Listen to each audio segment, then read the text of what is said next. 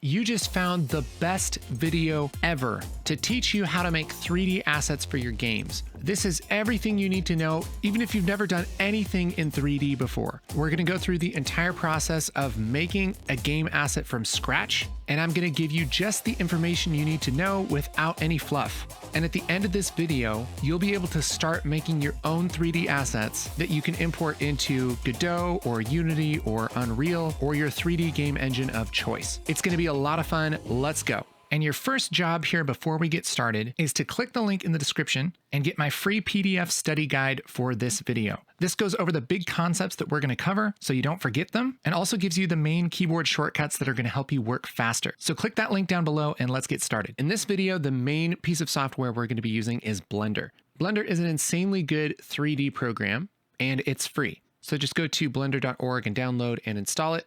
And once you do, you should have something that looks like this. The first thing you need to know about as a 3D noob is the idea of 3D space. Generally, in any kind of 3D program, you have a viewport where you can view whatever 3D stuff you're doing. And generally, you can hold some combination of Alt or Control or Shift, and then click or right click or middle click to move around in the viewport.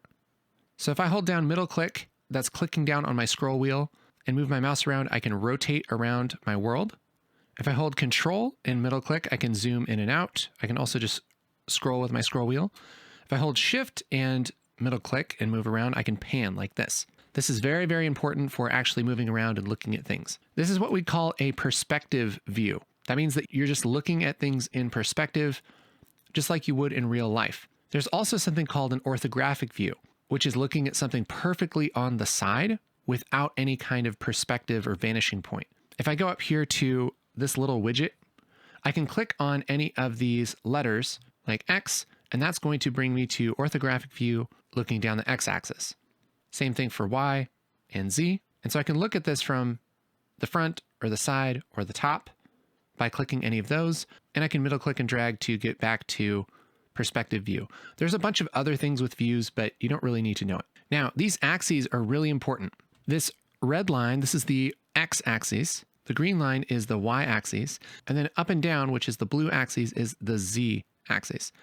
These are essentially just three different directions that you can push and pull things, three different directions that you can scale things and rotate things. In 2D, you really only have two directions, right? You have left and right and up and down. If you're going to rotate something, it rotates like this. But in 3D, you can still move left and right, up and down, but then you also have back and forth. If you rotate something, you can rotate it around this axis, or this axis, or this axis. Same thing for scale. I could make this square bigger like this, or I could scale it up vertically or scale it up horizontally. That's in 2D. But in 3D, I can do all of those things on this axis, or this axis, or this axis. So you can move, rotate, and scale in X, Y, or Z axes. So let's do that with this cube. We're going to select this cube, and we can do this a couple ways.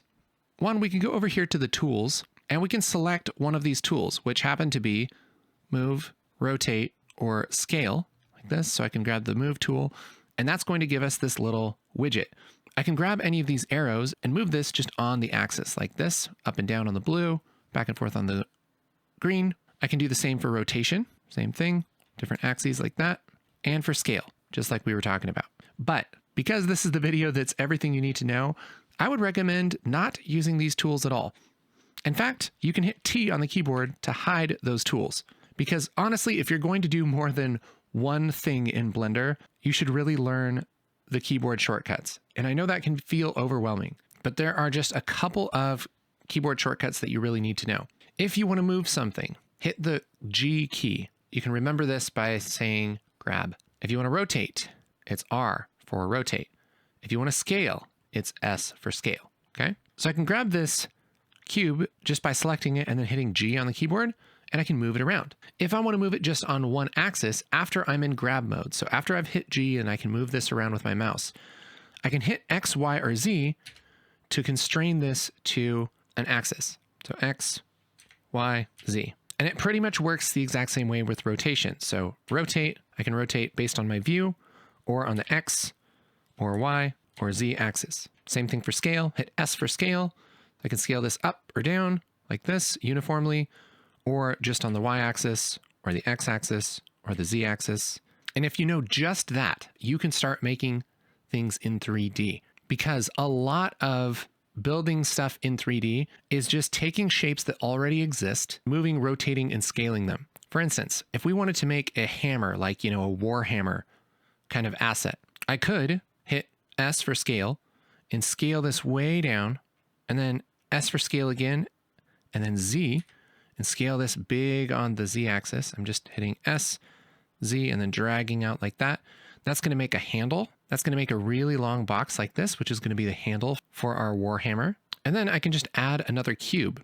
I could go up here to add mesh cube like that, and that's just going to put another cube in here. Or I can also hit Shift A.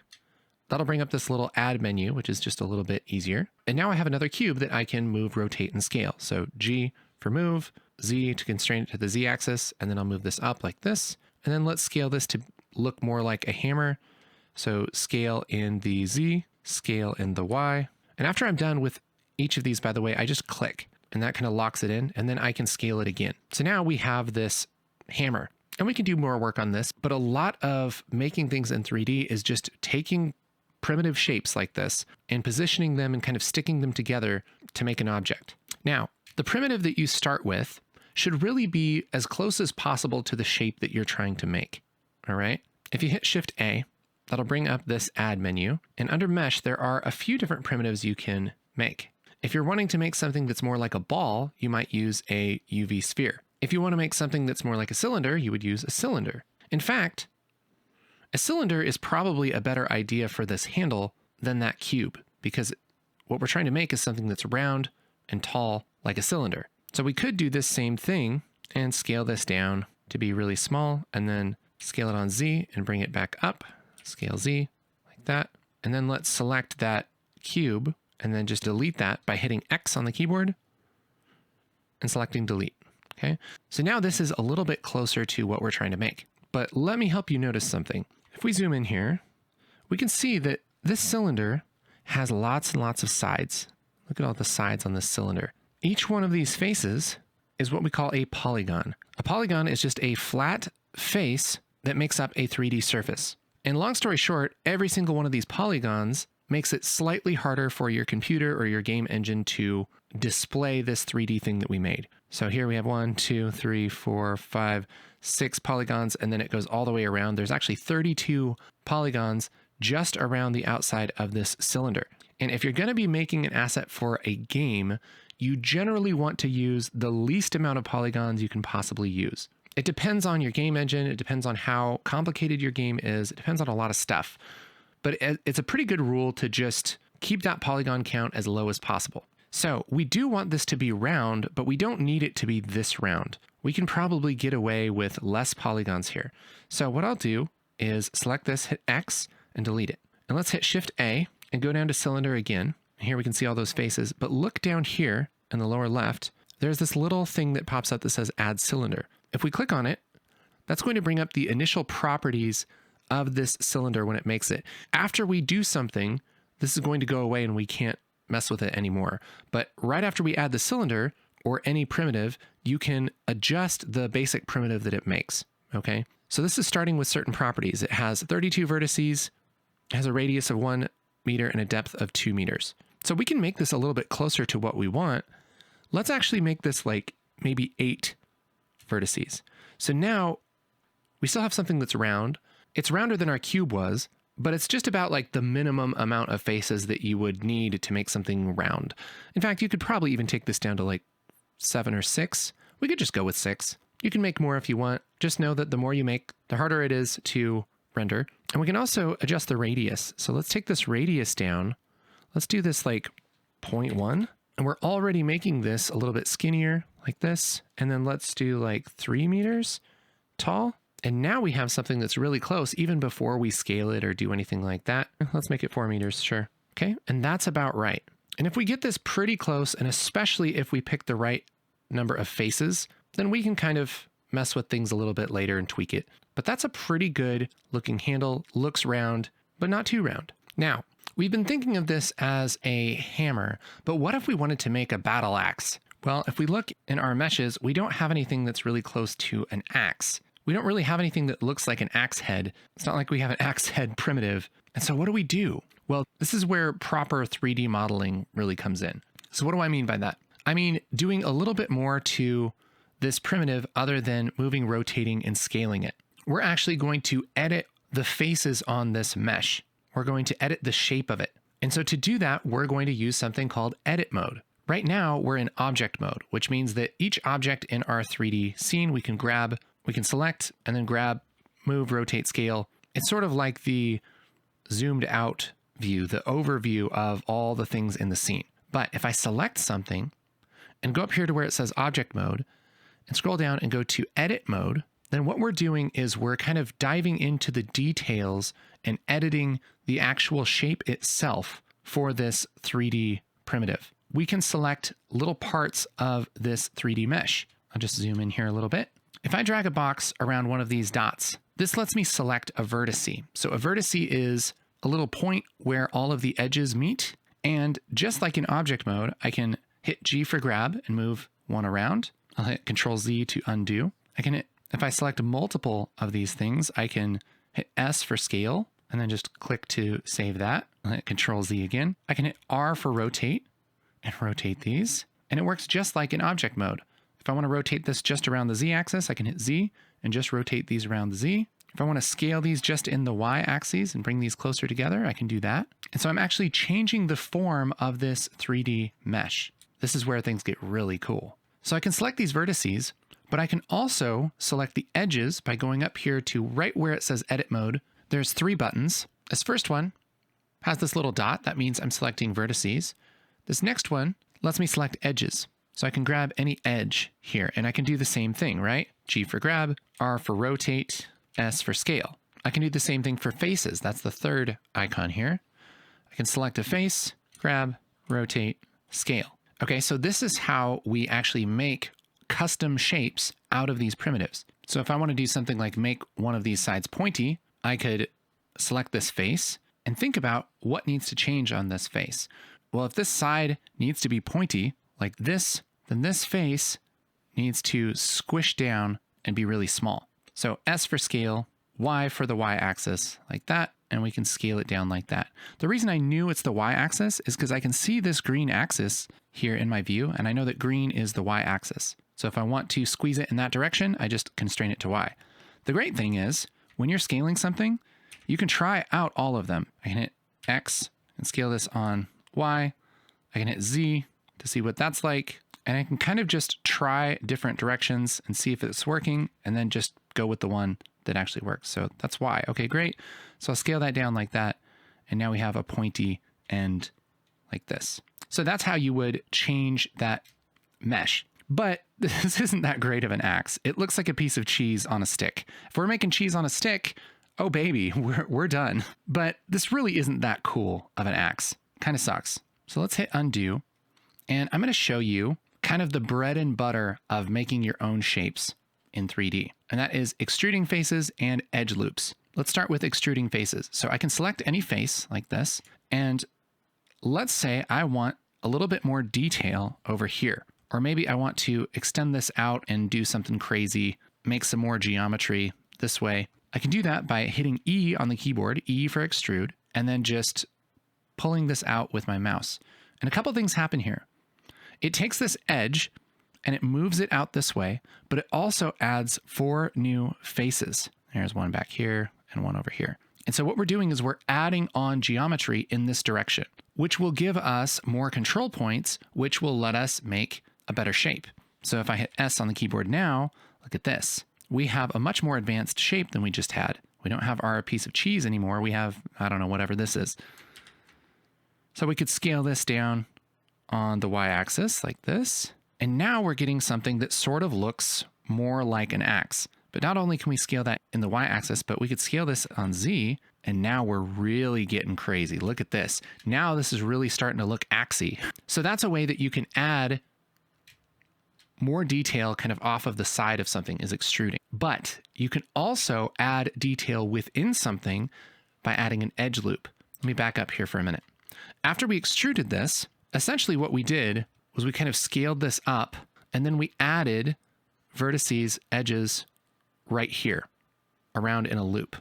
See how there's these edges? See how these kind of go around in a loop? I'm just holding shift to select all these. This is the real reason why we can add more detail here, is because we have this mesh split right here. If we look at the vertices, we can see we have control points here that gives the mesh some resolution. So the other way that we can add this kind of thing in is just by adding the edge loop without extruding anything. And again, I'm going to give you a keyboard shortcut. You want to hit Control R. I remember this by thinking of R like a ring, because we're adding what sort of looks like a ring. So Control R for control ring. But what this is doing is adding an edge loop.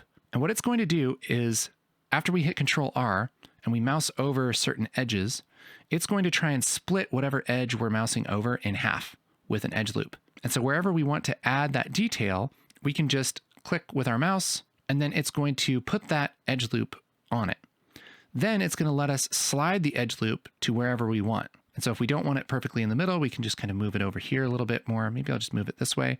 And then again, click to land that. So now we have another edge loop here, and we have more resolution. Again, if I go to vertices, we can see we have all these vertices now, and we can make a much more complicated shape just because we have more control points. So extruding, adding loops like this, and picking either vertices, edges, or faces, grabbing them, scaling, rotating. This is like 90% of modeling. This is a massive amount. You can do so much stuff just using this little bit of information. All right. So let's hit Control Z a bunch of times, and let's go back to where we were here. And let's think about how we're going to make our axe here. What we really want, I'll just go to our 2D view here for a minute. What we really want is something that looks kind of like this. All right. So what we'll need is vertices that kind of make this shape. All right.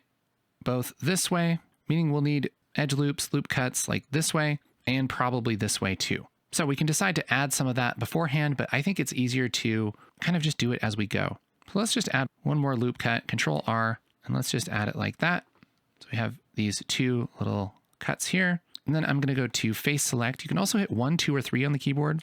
1 is vertices, 2 is edges, and 3 is faces. Let's grab this face. And again, let's scale this on Y, and I'll just scale this down to be pretty small like that, and scale this on Z like this. But I think I want these vertices here, or these edges, to kind of taper down. So be a little bit less wide here. So the width of this, we want this to be kind of halfway between this width and this width. So what we could do is select those edges.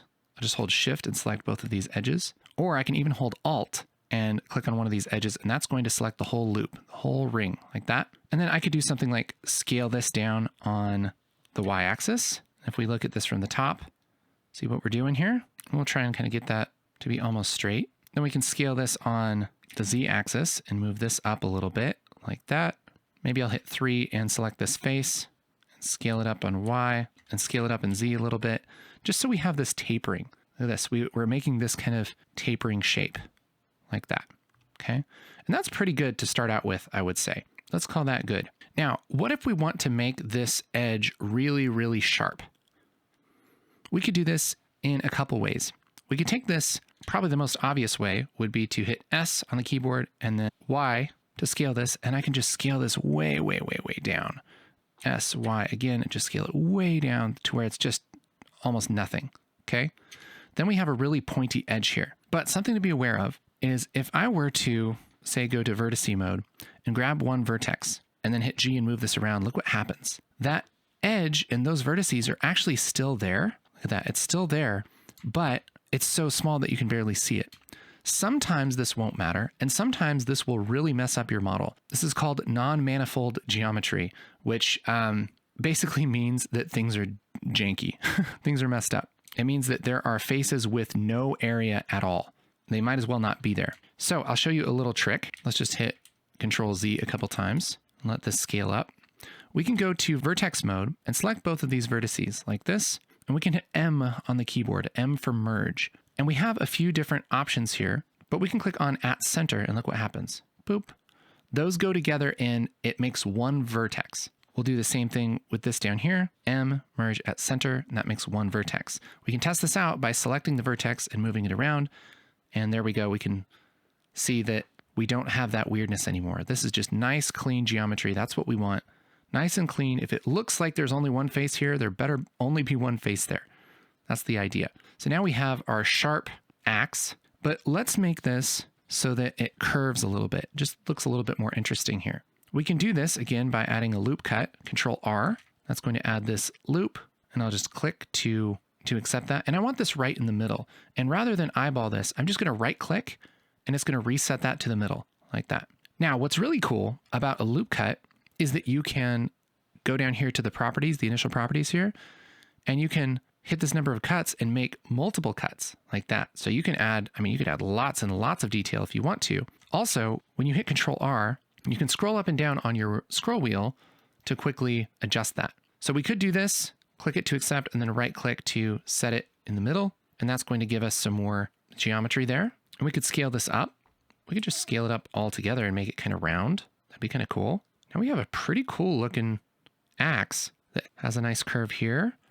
So the design of this is looking pretty cool. In fact, even if we look at this on the edge, this is kind of bloated out like that, which looks nice. And there aren't that many faces on this whole model. We have 1, 2, 3, 4, 5, 6, 7, 8, 9, 10, 11, 12. There's 2 of each of these sides. There's 24 plus 1, 2, 3. That's 27 plus 6 and the 2 caps plus 6 here and then the 2 end caps. So this is 35 faces on this whole model, which is really, really good. That's nice and low poly, which is great for our game. Now let's take this up a notch. We've been really good with our faces, but maybe we want this edge to be a little less sharp around here. Let's hit Tab to go into edit mode, hit 2 to select edges, and I can hold Alt and click on this edge right here to select it. I can hold Shift to select more edges and Alt to select all these connected edges like this. And you know what? Alt Shift on both of these too. So now we've selected all of the edges kind of on the upper and lower long sides of our axe. And now we're going to do probably the last big major thing that's super helpful to know about modeling, and that is a bevel. So a bevel is taking a sharp edge and kind of softening it. So look what happens here. If I hit Control B on the keyboard, Control B for bevel, and then I pull a little bit, look what happens to the edges like this. It splits that edge and it kind of slides vertices down the connected edges to split this and make a face. It makes a face out of an edge, essentially. I can roll up or down on the scroll wheel to add resolution to that bevel. So I could make this really, really soft like that. That would be kind of weird to do for a low poly asset. And so I'm going to scroll all the way back down to 1, and we're just going to keep it tasteful. I'm just going to push this in just a little bit like this and click. Then again, we have our properties and we can adjust that and everything. But now we have these edges turned into faces, and the whole thing is a little bit rounder. And for something that's made out of metal that kind of has those tapered edges, this is probably a really great thing. And this is where we can make some decisions on if we like how this looks or not. So take some time and kind of orbit around, make sure that you like the shape overall. I think I like it pretty well. I think it's pretty cool. The only thing I'm maybe not that crazy about is having this edge right here. So we can use our old trick of going to our vertices, selecting these vertices, and hit M on the keyboard. And we could merge this at center, but that's going to move this around a little bit. What if I want this vertice to merge and just go over to that vertice and merge with that? Well, I can just remember which order I select these in. So I could select this one first, and then the one that I want to merge it to last, then hit M, and then I can merge at last. So this is last selected. Look at that. Now we have this nice sharp edge that's kind of tapering here. I can do the same thing down here. Tab, grab this first, Shift, select this one, M, merge at last. All right. So now we have a pretty cool looking axe, and we can leave it like this if we like it. We could also go in and adjust this side if we want to. But what if we want both sides to look exactly the same? Well, we've already kind of gone down the road of making all these details here. Do we need to go in and extrude these and do all of that work and try and match it? No, that'd be dumb, right? We don't want to do that. Too much work. So instead, what we can do is we can mirror this detail over here. And there are a lot of ways to do that. One thing you could do is go into edit mode and hit A for all. That selects all. So if you hit A at any point in Blender, that's going to select all of whatever you're looking at.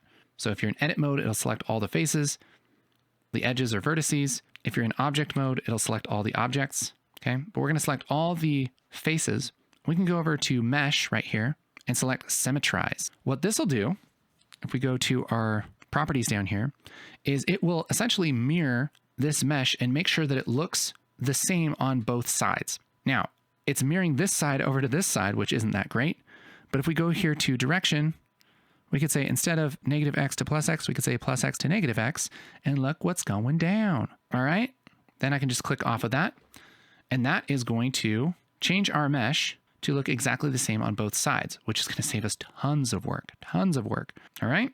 But let's say that we still want to adjust this. If I'm still working on this vertice, right, and I want to move it up in Z space and I'm kind of just adjusting this still, then I don't want to have to go and symmetrize this every single time. And so what might be helpful is if I had some kind of live filter that was always mirroring this to the other side. Well, the good news is there is that kind of live filter in Blender, and that's called a modifier. So if we go over here, we haven't really even talked about this menu yet. This is kind of the details menu for pretty much whatever you have selected. There's also a bunch of details on how to render and do all kinds of stuff here that we don't need to get into right now. But if you click on this little blue wrench, that'll bring up the modifiers menu. And this, you can think of this as like a filter that you can add to something in real time, and it will always be doing its job as you work. So let's go up to modifier, and there's a whole list of these different modifiers. It's always faster just to go to search and type what you want. So I'm going to type mirror, M-I-R-R. That's going to bring up generate mirror. And this is going to give us sort of what we want. This is going to mirror this across the axis, but you'll notice that it's kind of duplicating both sides of this mesh and kind of laying it over itself, which we know is not good. We want this to be nice and clean. And so over here in our modifiers menu, we can adjust some properties, just like we did with symmetrize, and we said -x to +x or +x to -x. We can do the same thing. The x-axis is what we want, but we also want this to bisect. Bisect means that it pretty much just cuts this in half, and then it gets rid of half of it. And we can decide which side we want it to keep. So let's just say bisect on X. That's going to get rid of half of it. And it happens to default to what we want. But we can also hit flip on X, and it will keep the other side. So I think that we do bisect on X and don't flip it. And that is going to give us the exact same kind of thing. Again, this is like a live filter. And so if we hit tab and we go into edit mode, we can grab these vertices, move these around, and look, it happens to both sides. Look at that. That's so cool. So maybe I'll grab both of these vertices and scale it on Z, move that up, just make this a little bit more wild. Maybe I'll grab all 4 of these vertices and move them in, G, X, and grab these edges in the edge loop just by going to edge mode by hitting 2, then holding Alt and Shift and grabbing each of these edge loops. That's going to select all the way around on each side. And then I can move these over like G, X. I'll just move this over and make this a little bit tighter like that. And now we have our battle axe that's just looking sick. Great. After I get out of edit mode, I can see what this looks like without the little cage on it. And that looks pretty cool. This is really neat. And so I have this modifier on here. And once I'm really happy with it, I have the option to apply this modifier and make this into real geometry. Instead of this kind of mirrored geometry, I can go over here to this little drop-down menu and say apply, just like that. Nothing should change here, but if I go into edit mode, you'll see that we actually have real vertices and edges and stuff. And this is essentially what we would get if we did the symmetrize thing. If we went up to mesh symmetrize, right? So it's no longer a live filter, it's real geometry, which if we're done with the geometry is totally fine. That's no big deal. If we're still working on it, I would recommend not applying that yet. But I think this looks really good, and I think we just want to keep it like this. And so we're going to call that good. Now, let's make this even cooler. Let's add a little bit of details to this. I'm thinking that this needs like a little nubbin up here, like a little nubbin, and then maybe even a little kind of a bracket thing. I don't know what you call it, like a little wider piece right there, just to make this a little bit more believable. There's a little piece that kind of strengthens where the handle attaches to the head. And so again, we want to pick a primitive that's as close as possible to what we're trying to make. And actually, if we're going to make something that's maybe a little bit bigger than this handle, why don't we just duplicate this handle? We can duplicate an object by hitting Shift D. By default, it'll be in grab mode. If you don't want to move it around, you can just right click and that will put it exactly on top. Then you can hit G to grab it again if you want to, or constrain it to the Z axis and just move it up like this. So we'll just move it up like this. And then I'll hit SZ for scale on Z. And we'll just bring this down like that. Maybe make this a little bit bigger. I'll just scale this up. And then let's just G, Z, just push this down into the geometry a little bit. Something like that. Yeah. So now we have a little nubbin at the top. That looks cool. Let's duplicate this, Shift D. Since I'm in grab mode, I could just hit Z and constrain that to the Z axis and then just push this down like this. So now we have this little bracket here. I want this a little bigger. S for scale. I want this a little bigger like that. Now that's intersecting that geometry, so that's good. This is really starting to look cool. I think I want this to be bigger too. Let's scale that up. Maybe scale that down on Z. Yeah, something like that. Oh, that looks so cool. And you know what? I think we'll have a little end to the handle too. Let's just Shift D, Z, scale on Z, and scale it up. And then just bring this up a little bit just to intersect that. So now we have a little end to the handle. That looks so cool. Look at that. We made that. Not knowing anything about 3D, we made something cool like this. Isn't that awesome? Dude, I just never get tired of that. That's so fun. I think this is maybe just a little bit tall. GZ. That's the cool thing is you can always edit stuff. All right. And if you keep things low poly like this, and you don't have tons and tons of geometry, it's pretty easy to edit stuff or remake it. It goes pretty fast once you get used to it. So now we have our sweet battle axe. Oh, this is so awesome. Now, one thing that I want to mention that we don't particularly need to do right now, but I really want to make sure that you know, is that when you have a mesh and you move it in Blender, so I move this over a little bit, it's going to remember that movement in the properties of this mesh.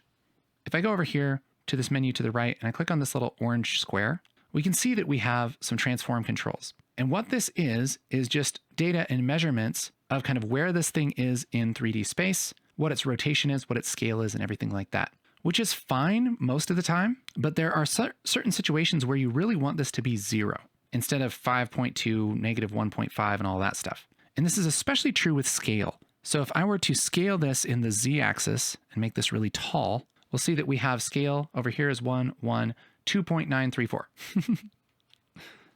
Now, remember we were talking about bevels. If I hit tab and grab these edges, just shift select all these edges, and I hit Control B for bevel, look what happens when I bevel this. It's making a face, but it's also making it way longer on the Z axis than it is on the X and Y axis. That's because what this is really doing is beveling the cube and then scaling it up almost 3 times the height. So if I were to set the scale to 1, look, now we have a perfect bevel on our cube. And so it's almost like we're beveling this and then scaling it up this way, which for some things won't matter.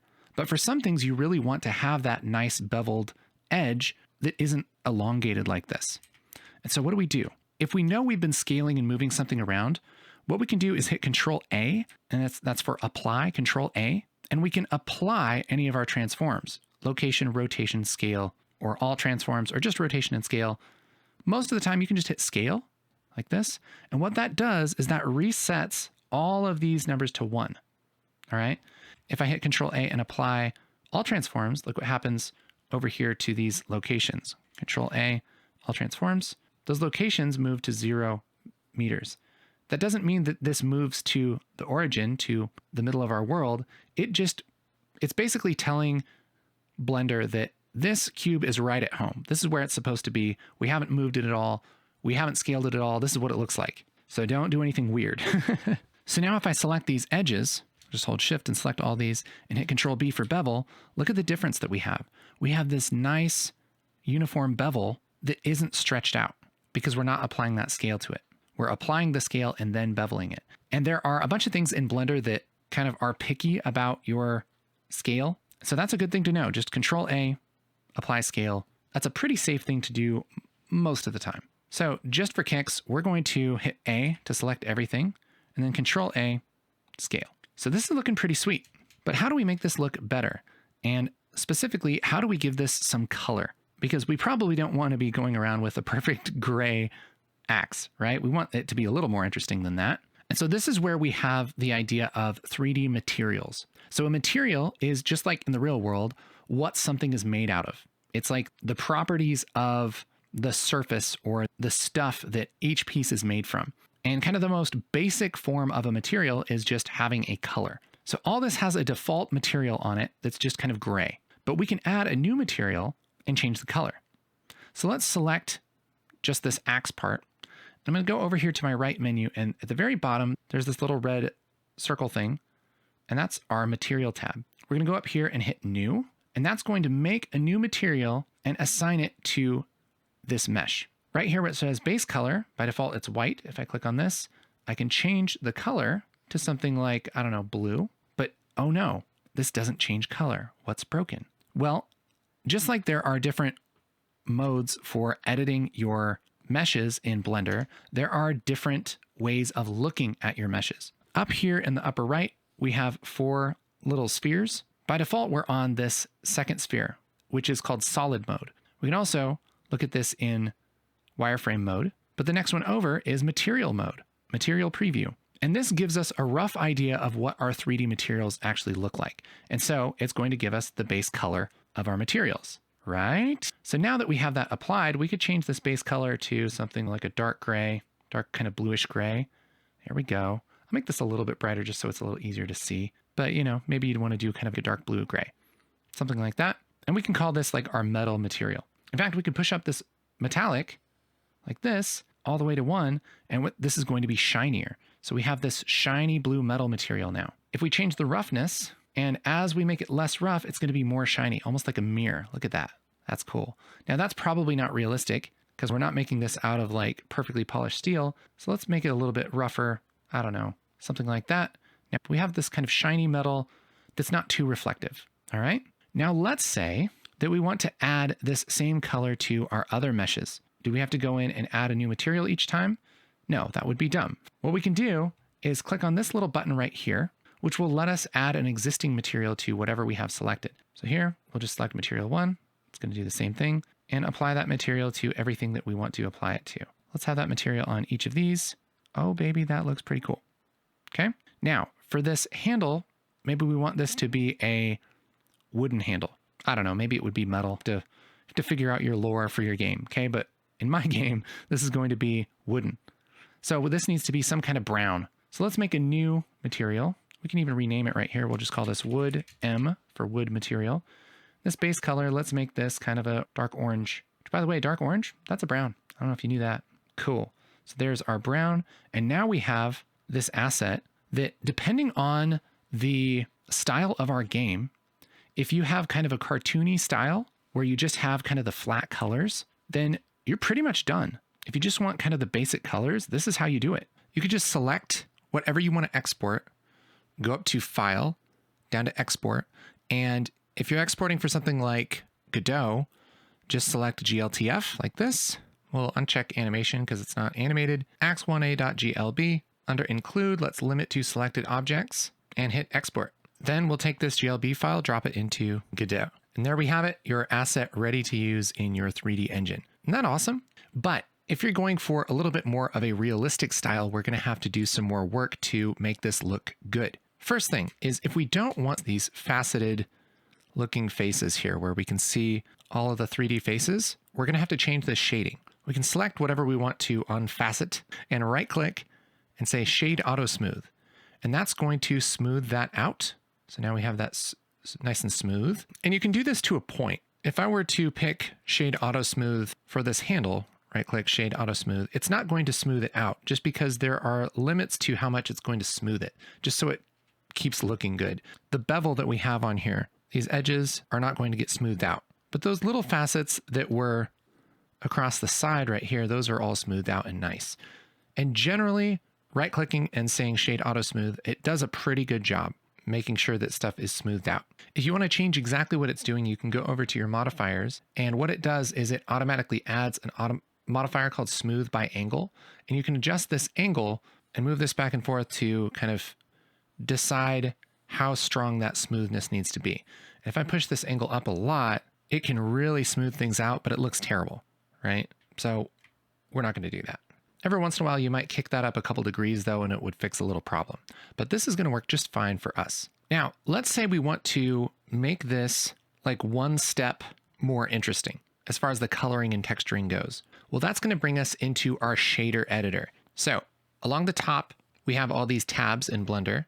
And if you switch over to shading, that's going to bring up a bunch of windows and everything that happen to be good for shading. The biggest couple things being the shading preview right here and the shader editor down here. So by default, whatever you have selected, it's going to pick the main material that's assigned to that mesh, and it's going to let you adjust that material. Now, it's going to do this with something called nodes. And if you're not familiar with nodes, it's basically like a flowchart that kind of lets you define properties for things. So here for this brown shader, we have two nodes. This one's called material output. And what that is basically anything you connect to this is actually going to show on the material. So we have this node connected to the surface. And so this is going to define the properties for the surface of whatever material this is connected to. That's pretty much all we need to think about right now. So what's connected to it? Well, we have this shader called a principled BSDF. What does that mean? You don't really need to know all the details. Just know that the principled BSDF, it's the bomb. This will let you set pretty much all of the properties you need to make just about any kind of material. No matter what a material is made out of, it's likely going to be a combination of some of these properties to make it look like that in Blender here. So let's zoom into our wood material a little bit here. So one thing we could do is just pick on this color and change the color. All right, just like we could over here. These are essentially the same controls, but the difference being that we can connect things to these little dots. So if I wanted to connect something to this base color, instead of just having a regular color, I could take this dot and drag off, and it's going to ask me, what would you like to make here?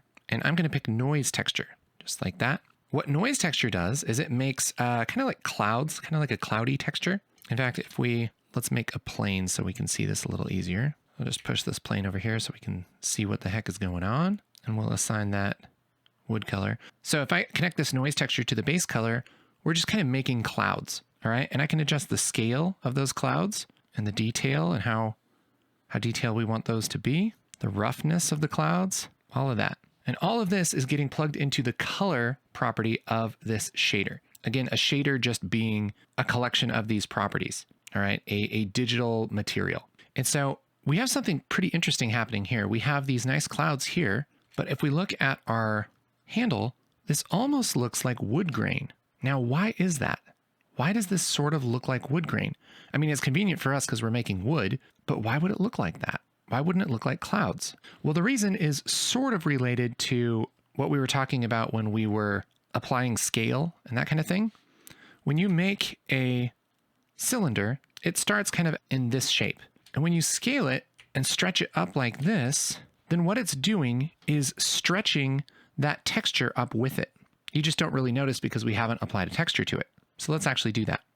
I'll take this and apply that wood, and you'll see that right now we have that cloud texture. But as I move this around and stretch it, it stretches the texture along with it.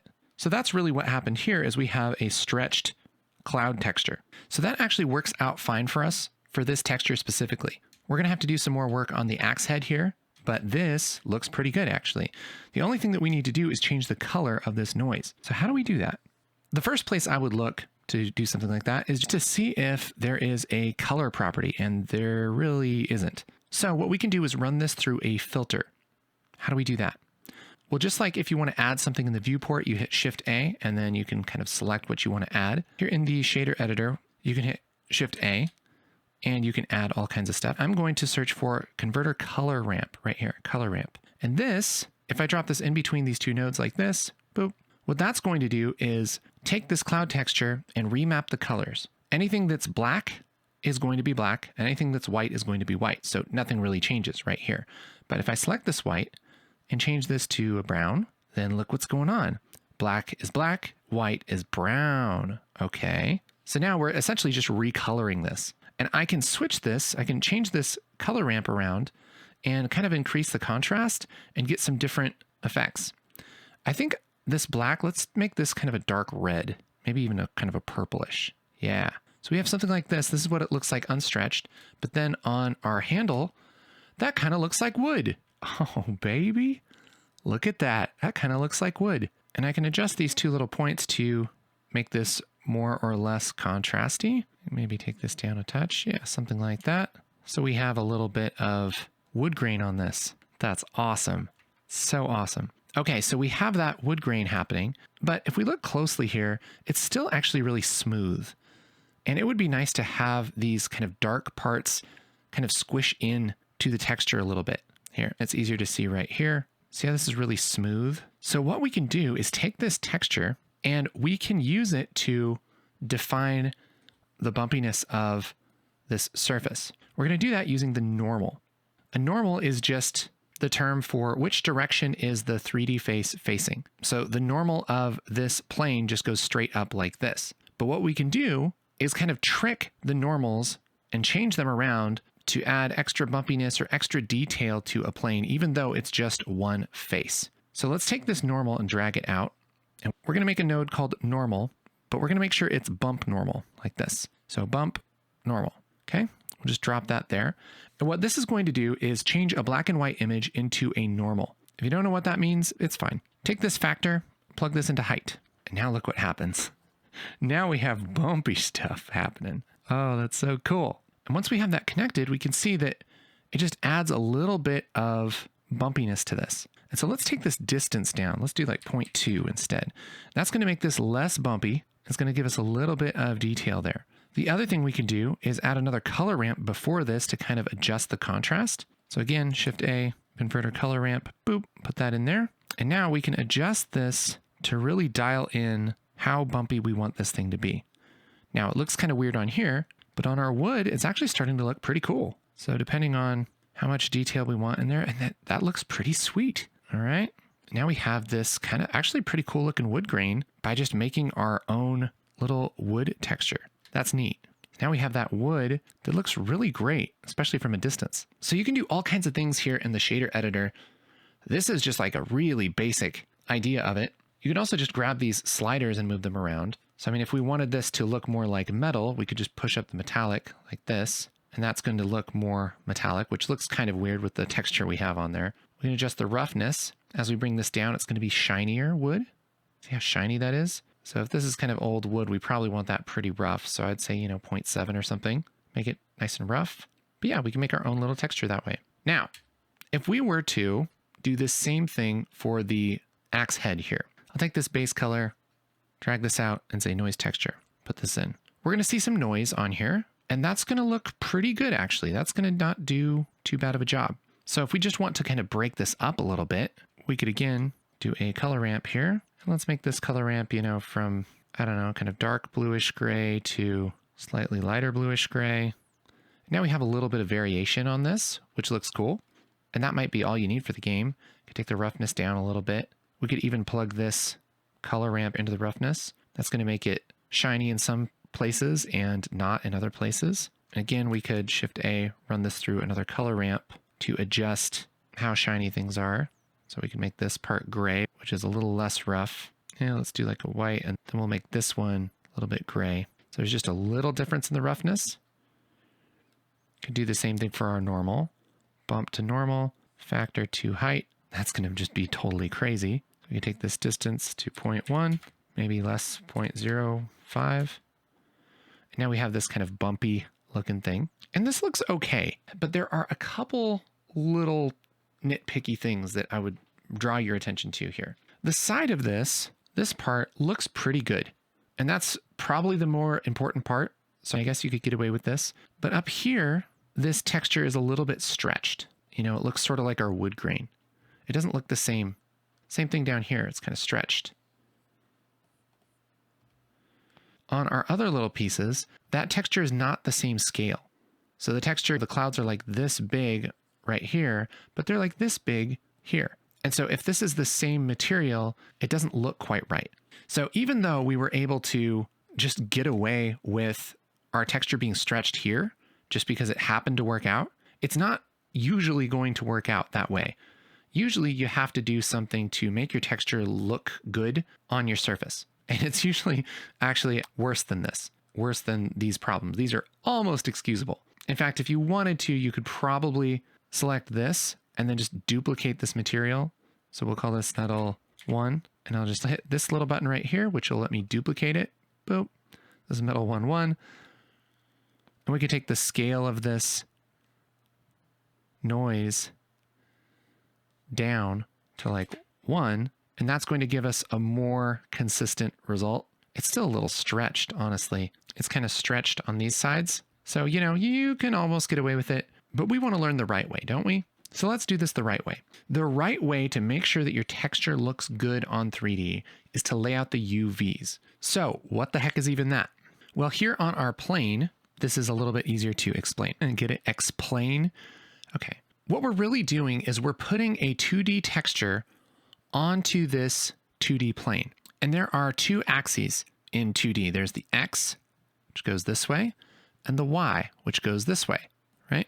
UVs, the term UVs is just the term for how a 2D texture is laid out on a 3D surface, but instead of the X and Y axes for left and right and up and down, axes are just renamed to U and V, just because you already have the X, Y, and Z axes in 3D. And so we don't want it to be too confusing. This stuff is confusing enough. So when we're talking about UVs, it's basically how is this 2D image mapped onto this 3D surface. And to mess with those, we can go to a different workspace, this fourth tab over UV editing. When I click that, that gets rid of our shader editor and everything, brings us over, gives us a viewport and a little window here on the left, which is our UV texture editor. Let's make sure we go to hardware preview here. And what we want to do is look at the UVs of this plane to start out with. If I select this plane in object mode and then hit tab and then go to face mode and select a face, we see this kind of lights up over here. And what's happening is that this face right here is mapped to the texture perfectly. So if a square texture were put on this face, it would just be put perfectly on this face. But if I were to select this face here in my UV editor and then do something like S for scale, bring this down, then whatever image I load in here is going to be this big, and the face is going to be this big. And so we're basically going to kind of crop this texture. So let's bring in a texture so we can see what the heck we're talking about. Here on the upper right, I'm going to click on New. This is going to let us make a new image. So I'm just going to call this UV text, and we can generate a type of texture. Instead of blank, I'm going to go to UV grid and hit new image. What that's going to do is give us an image that's just this checkerboard pattern. This is a really convenient thing to use when you're laying out UVs because it just lets you really easily see how big a texture is, what way it's facing, and all of that. And so what we're doing is we're remapping the UVs for this plane. So let's actually go over to our wood material. Let's actually just get rid of this wood material from this plane. I'll just hit this X and hit new right here. Then for base color, I'll just click on this yellow, select image texture. This is just kind of a quick way to do this without going into the nodes. And then right here on this little button, this will let me open an existing texture, my UV text, like that, boop, like this.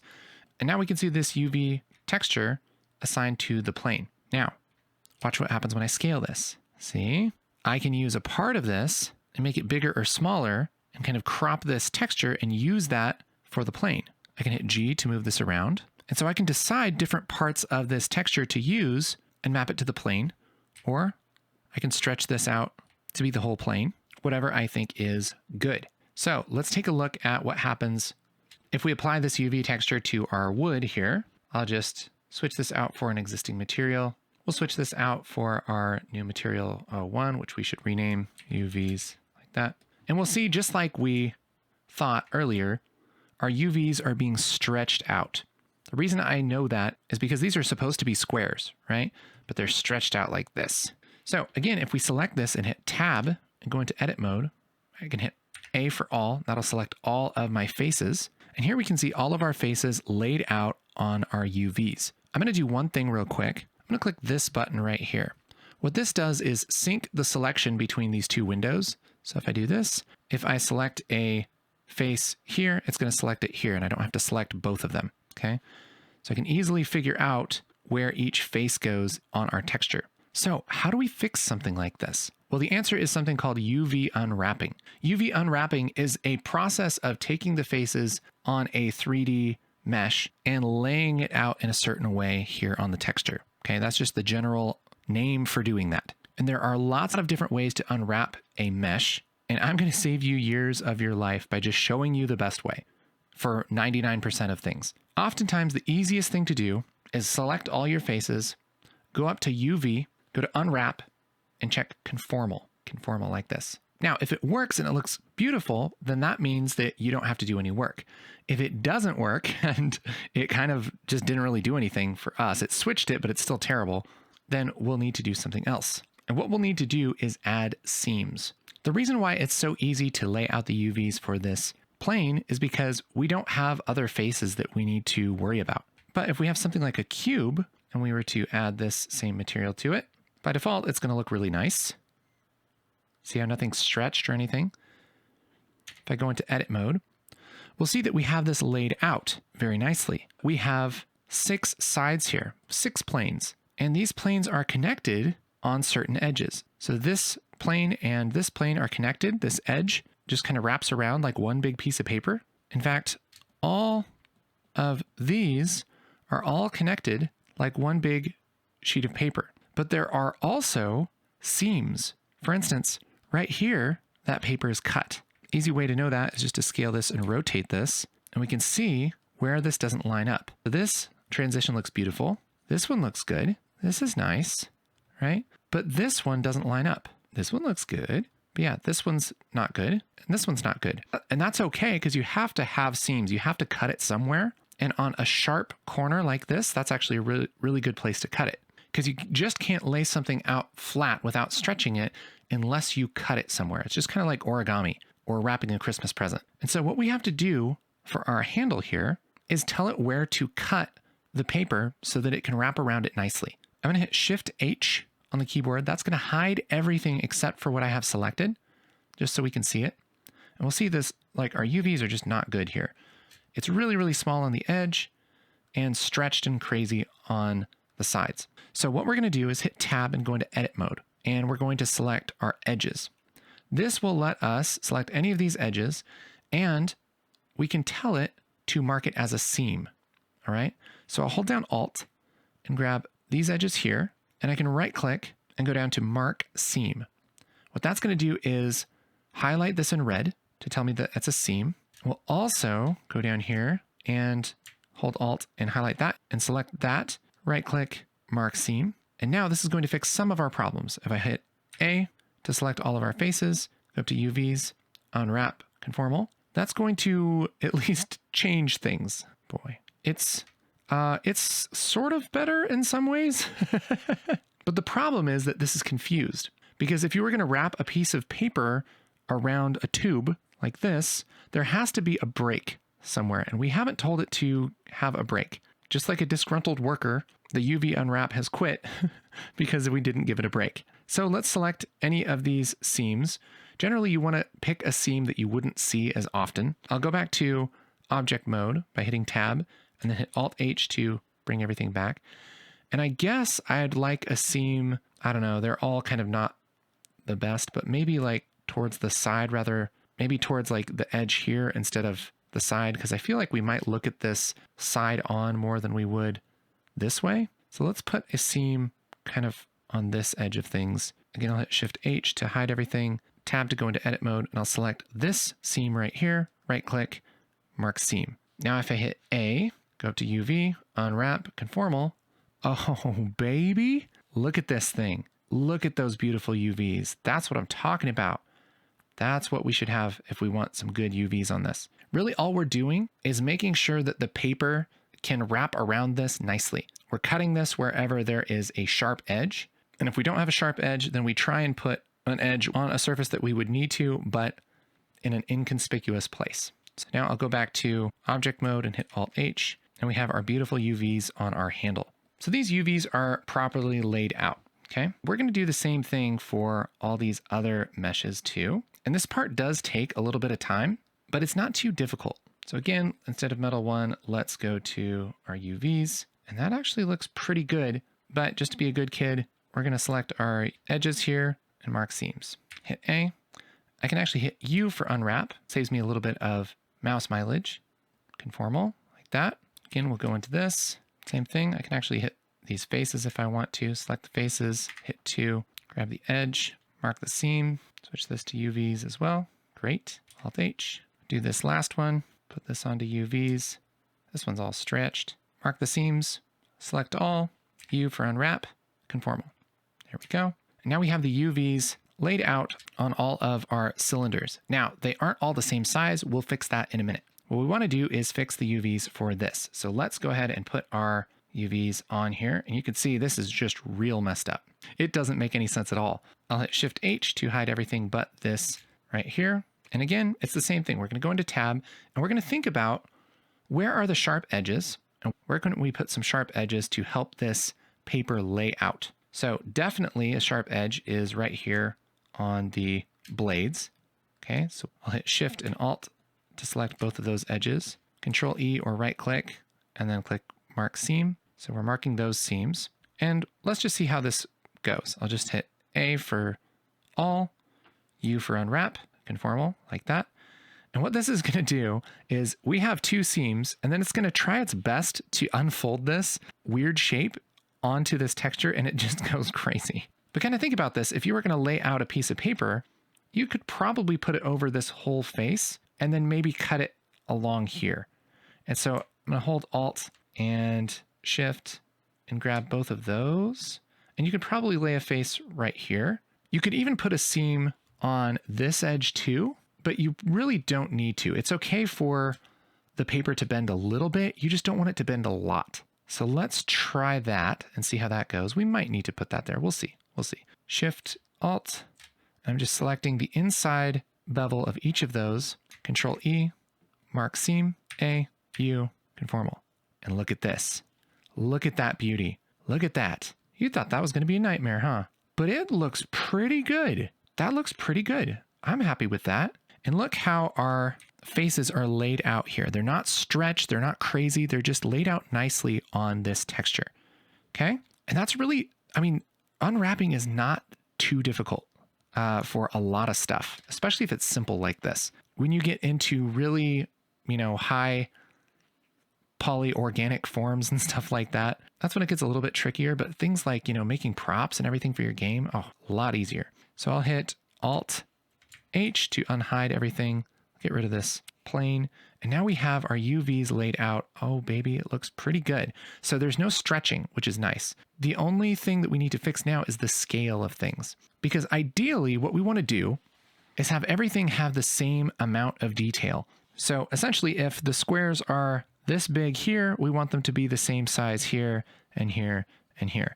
The only reason you might not want to do that is if you're going to, add some text or like a sticker or something to this that needs to be higher res, in which case you might fudge it a little bit. But for a lot of stuff, you want this to all be kind of the same resolution. So how do we do that? Let's select all of these meshes like this. Just select them all. Hit Tab for edit mode, and then A again. And that's going to select all of the faces in all of these meshes, and it's going to show them right here. Now, all of these are laid out on top of each other, which is generally a no-no if you're going to have these all share a texture, possibly, which is a nice way to do things. And so we're going to do 2 things here. The first thing we're going to do is size these all relative to each other so that these textures are all the same size. Up here in our UV editor, we're going to go under UVs with everything selected, all of our faces selected. We're going to go down to Average Islands Scale and click that. And that's going to size everything and make sure that it's all the same size. And look at this. It fixed all our problems. Isn't that awesome? Everything's the exact same size now. Beautiful, beautiful. But we do have another problem. Because we've sized things up, this is kind of going off the edges of the texture, which for this doesn't matter so much just because we're repeating this perfectly repeating texture. But generally, you don't want things to be going off of your texture. If you have something that's totally repeatable, you can do that. But if you want to get a little bit more intense, like we're about to in a few minutes, you want everything to be within this square. So one thing we could do would be to hit A and then scale this down so that's all in on one square. And then we could kind of move each of these things around. I could select a face, go to face select mode here. I could select a face and hit L for linked, and then kind of grab these and move these around like this. But that's a ton of work, and I don't want to do that. So instead, what we're going to do is hit A for all, go up to UVs, and go here to where it says Pack Islands. You have to have all of these selected, and it's good to have the average island scale already made. But if you say pack islands, what this is going to do is lay these out nicely within this square, ideally taking up as much space as possible so that you have the most resolution possible. And the only thing I like to change is add a little bit more margin here. That's just how far apart it'll space these. And I like to do like 0.01 and then hit pack. And what that's going to do is lay these out nicely on this texture. Look at that. These are all laid out beautifully within this texture. In fact, I'll even take this and scale it down just a little bit to give us a little bit of room on the edges. And now we've solved all of our problems with texturing. There's no stretching. All these squares look like they're all the same size squares, and none of these UVs are overlapping each other. That means that if we were to take this texture into Photoshop and paint it, we could paint right here and it would only go right here. It wouldn't go here and then a little bit here and all that kind of thing, which is what happens when you have overlapping UVs, is you're using the texture in two different places on your model. Now we have these laid out, they look beautiful, and we can do so much cool stuff now. Now that we have these textures laid out, we can actually use images as textures for our 3D here. So if you click the link in the description, I have some textures that you can download to texturize this baby. And to do that, we're going to go back to our shading tab here. And heck, let's start with our wood, shall we? Let's get rid of these UVs and add a new material here. We'll call this wood texture. Okay. Now we're going to take a little shortcut because we've already learned a little bit about nodes. One thing we could do is drag off base color right here and go down to where it says image texture color like this, and then open an image. So I could just go to open here, and under our assets folder, we could go to rough wood 1K. And if you clicked on the download, you'll have a folder called assets. I'll go to rough wood 1K, and I'm going to select rough wood diffuse. So diff 1k.png and hit open. And that's going to give us a wood texture that wraps around this and isn't stretched and looks nice. Okay. But we're going to take this on turbo mode here. Instead of doing that and then setting everything manually and setting up ramps and all that stuff, I'm going to get rid of this. I'll just hit the little delete key. And in Blender, there are things called add-ons. And an add-on sounds like a lot of work and sounds like, oh no, I have to install some other thing, but I promise it's painless. If we go up to Edit, Preferences, and click on Add-ons here, search, you can go to the search and type Node, N-O-D-E, and there should be one that comes up called Node Wrangler. Make sure that that's checked. If it doesn't show up here, it might be in the Get Extensions part. If you type Node Wrangler, that might come up there. Anytime you have Blender installed, just make sure you installed Node Wrangler too, because this helps you add nodes quickly. So here's what we're going to do. I'm going to select this principled BSDF. And one thing Node Wrangler lets us do is if we hit Control T, it will add an image texture, but it also adds these other nodes that helps us kind of place the image texture nicely, which we won't get into today, but it's very helpful. And so we can go and open our wood texture just like we did. Or if I get rid of this, grab this and hit Control Shift T, that's going to let us open multiple textures. And so we can select all of these wood textures like this and hit Principled Textured Set. And now check this out. I click this once, and this is going to do all of the work for us in setting up a crazy surface. Look at all this. It's done all kinds of crazy stuff. It's connected our roughness and our base color and all kinds of stuff. Basically everything that we need to make this look like real wood. Look at this. Now we have our wood texture set up there, and it looks pretty sweet. So that looks like old wood. Isn't that awesome? That's sweet. Let's do a similar thing for the axe head here. So let's get rid of this. Let's make a new one, and we'll call this metal texture. This. Select this principled BSDF, Control Shift T, and we'll go to rust coarse and hit principled texture set. And look at that. That's this rusty metal, which it maybe isn't quite what we want, but then we can take it from there and do our color ramp here. Shift A, color ramp. Put this after base color, and we can kind of recolor this. So instead of white, maybe we want this to be kind of that dark gray bluish kind of thing. Maybe instead of black here, we want this to be kind of a dark bluish. And now we have that cool texture. I would say maybe this bumpiness is just a little crazy. Maybe take the displacement scale down to like 0.1. There we go. See what we're doing here? That looks sick.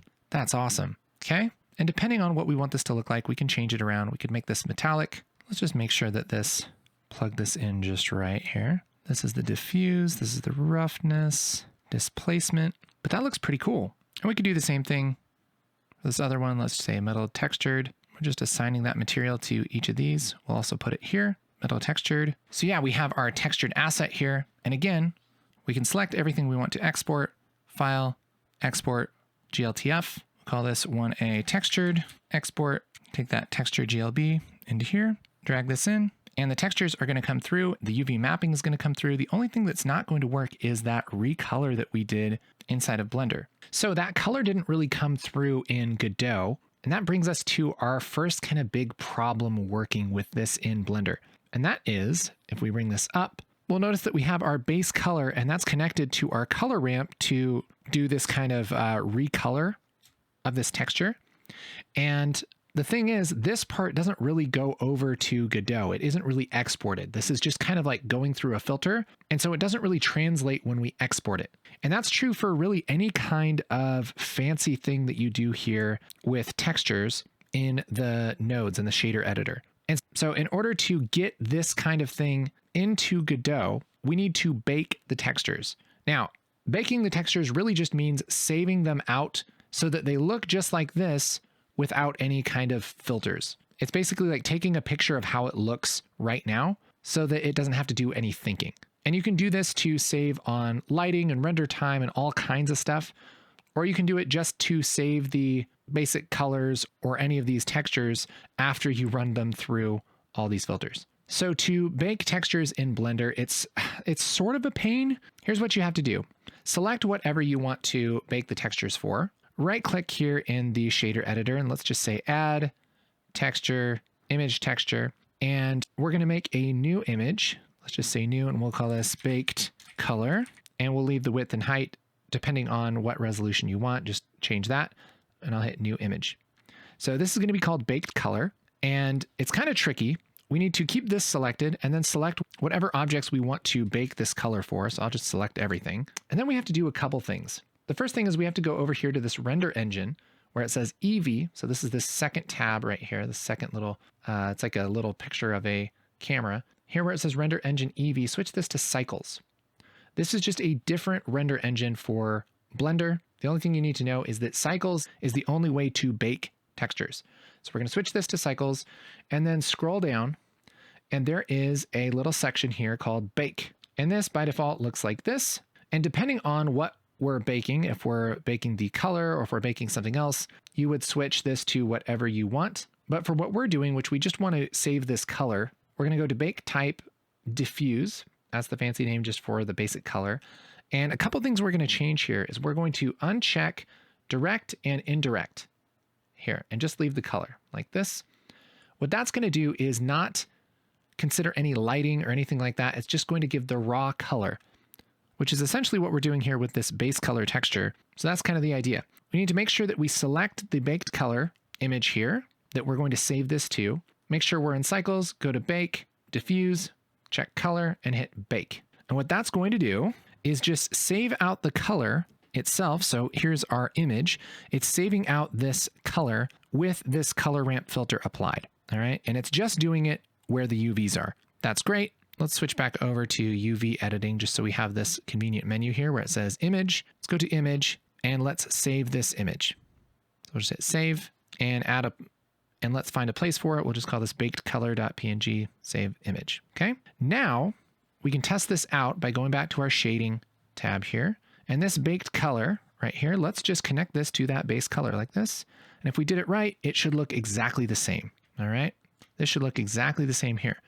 Now that we have that color baked, we should be able to select all of this, file, export, GLTF. We'll call this Ax1A textured baked like this. Switch over to our game engine of choice, drag it in, and we'll have it here in our game engine looking pretty. Yes. So that's pretty much the entire workflow of making an asset in Blender and then prepping it and getting it ready to bring into a game engine. I would say the most difficult and confusing part is probably the baking part and stuff with exporting the textures, because there are just a lot of things to look at here. It can be kind of confusing. So if you have any questions, let me know in the comments. But I do want to show you kind of the next step, the next level in making this look really, really cool. And here's kind of the bad news. Making this look super cool in Blender is more of this really complicated stuff. So if you're really into nodes and getting really, really detailed with stuff, you can do a lot of what I'm about to show you here in Blender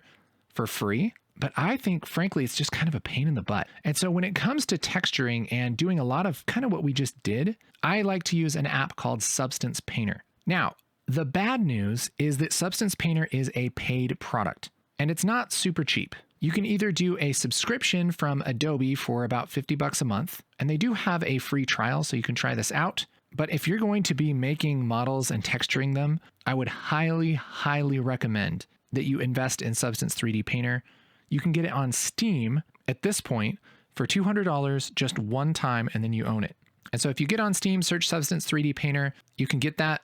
And even though it's by Adobe, it lets you just buy it one time and not have a subscription, which I'm a big fan of that. So let's take a look at what we can do in Substance 3D Painter. This is so cool. So we're going to go back in time a little bit and just go back to maybe our UV material.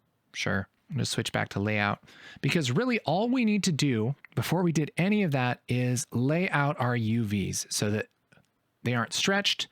They all look good. If we go to our UV editing here and select all of our meshes and faces, we have our UVs laid out nicely on our texture space here. Once we're at this point, all we have to do is select all of this and export it kind of like we would for our game engine. Just export, and let's maybe just export an FBX, and we'll call this ax1a underscore or dash for substance. Make sure we check selected objects, and we really just need mesh. It's probably going to be fine anyway.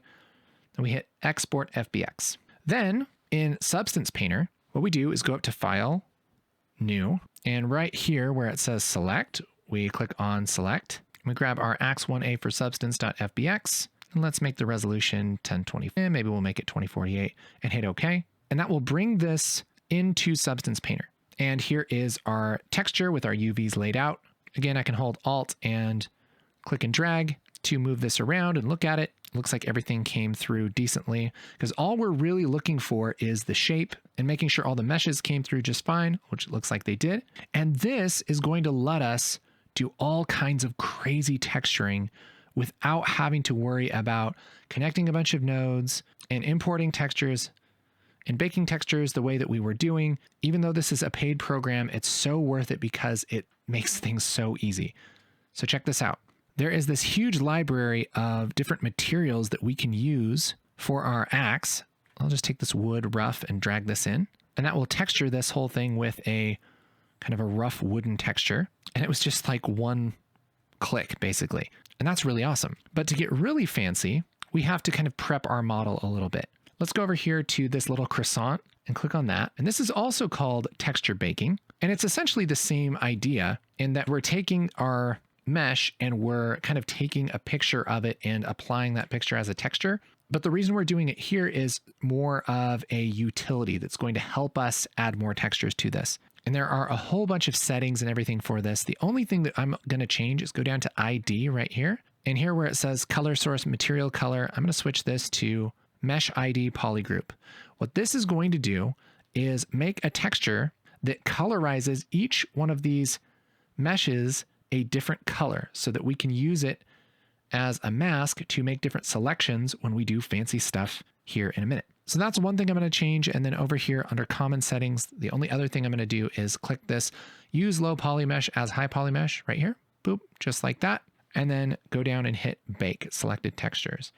And what this is going to do is go through and think about a bunch of fancy stuff. It should just take a couple seconds, and now it's done baking. So what did this just do? Well, if we go over here to this upper right part, we can look at all of the textures that it just made. So for instance, this ID texture, look, everything is a different color now, all right? Which is going to be helpful because then we can say, all right, I want to apply a texture to just the red parts or just the blue parts. We also have a world space normal, which tells Substance Painter which faces are facing up and which one of them are kind of which direction every face is facing when it comes to the world space. We have position, which colorizes this based on where each part of this model is in 3D space. We have ambient occlusion, which adds a little bit of darkness here in the crevices, which just kind of makes this look a little bit more realistic. And we also have one of my favorites, which is the curvature. So the curvature, let me just turn off this cage here, the wireframe and the surface and the seams. And that's going to show where all of the hard edges are on our model, which again is going to let us do some fancy stuff later because we can apply things just where these white lines are, and we can do some really, really cool stuff with this. So really all we've done is just brought in our mesh and then told it to think about the mesh. All right, we're going to return to painting mode. And now we can keep texturing this, but Substance Painter has all kinds of fancy information about this mesh now. So I have this wood, but let's find something that's going to work great for the head of the axe. For instance, we could use this metal rust, and I can drag this on here, but if I hold Control, that's going to let me pick one of these colors we were talking about earlier. So I'll pick just the red color like this, and that's going to apply that color. Now it's also kind of using that wood grain texture, which is not really what we want. And so I could get rid of this wood here, grab that wood and do the same thing, Control, drop it there. And we can go through and quickly texturize this thing much faster than we would be able to in Blender. But here's where it gets totally crazy. Each one of these materials gets added to a layer stack just like we would in Photoshop or an image editing program. And so not only can we control which material gets added to which mesh, but we can layer materials and even paint them and mask them and combine them in all kinds of different crazy ways. And we can use those baked texture maps to do some really cool stuff. So I'm actually going to just get rid of both of these real quick. And let's go over to this second little icon here. And I'm going to type iron. So these are smart materials that we can drop onto our mesh, just like the other things, but they also do some fancy things with our mesh. For instance, if we were to zoom in here a little bit, we would notice that there's some wear and tear here on this little edge. There's some right here as well. And that's because this smart material looks at our baked texture maps. So if I were to go down here in the properties into our edges, we'll see that this is actually using that curvature map and that ambient occlusion map, as well as the world space normal and the position. It's using that information that we grabbed from our mesh in order to dynamically put this kind of wear and tear on the edges, which is amazing. So there's all that detail and everything. Look at this. It looks freaking amazing. And all I did was drop it on it. Like I didn't have to do much of anything. That to me is nuts. Now, can you do stuff like this in Blender? Absolutely. But it's a heck of a lot more work, and you have to learn a ton about how nodes work and how image processing works and everything. The reason I like Substance Painter is, dude, you saw how much work that was. I literally just dragged and dropped this on there and it looks great. So now we have this really cool looking axe that just looks awesome. I can go to this masking right here under color selection, switch my background color from black to transparent, and then I can keep picking colors to add this same material to. So I'll just add it to these other pieces here like this. And now my axe looks amazing. And I just didn't do much. Let's add that wood. Let's search for a smart material with wood. Sure, this one looks good. I'll click this and Control drop this on here. Maybe we want the grain to go the other way. And you can edit like every single little part of this, which is nuts. So this wood ship hull old. Let's open this up, and here are the layers within this smart material. Let's just grab the base, which is probably what we need, and we can rotate this 90 degrees. Oh, here's the wood fibers. Let's rotate that too. Rotate this 90. There's a couple different things that we need to rotate for this one, but we can get those all rotated. Maybe that's just a little bit complicated for what we're trying to do here. We'll just make those scratches a little bit thicker here. Now we have those wooden veins. Yeah, that's looking nice. Anyway, so we have our main stuff here, but check this out. Then I can even do other cool stuff. Like let's say I want to make the edges of this a little bit more shiny. I could do something like add a fill layer to the top of my layer stack here. We'll add a mask to it. Let's add a black mask, and I'll add a paint to the mask. And I can kind of paint these details on really easily just using this brush. And then I can go to this fill layer and decide what I want this to fill. So I can change the color, or I can have it not change the color at all and just make it, you know, really metallic and less rough. So it's really shiny on the edges. So it adds this kind of shine. Depending on what I want this to look like, I can really add some detail really easily using Substance Painter. Let's do something else really fun. Let's add some dirt to this. I'll make a new fill layer and we'll make this kind of brown, add a black mask, and we're going to add a generator to it. And this generator will just say dirt. Click on that, and that's going to add dirt all over this thing. And I can adjust how dirty I want this to be. And so that's going to add dirt into these crevices to make this look a little bit more realistic. And I mean, it's just barely any work. It's crazy. I can decide to have more or less dirt, how rough I want it to be, how contrasted. And it's just so easy to make this look really, really cool. And I can kind of get carried away sometimes. So there's lots of dirt on this. Maybe let's add some blood. Let's make another layer. We'll call this kind of, let's do like a dark red.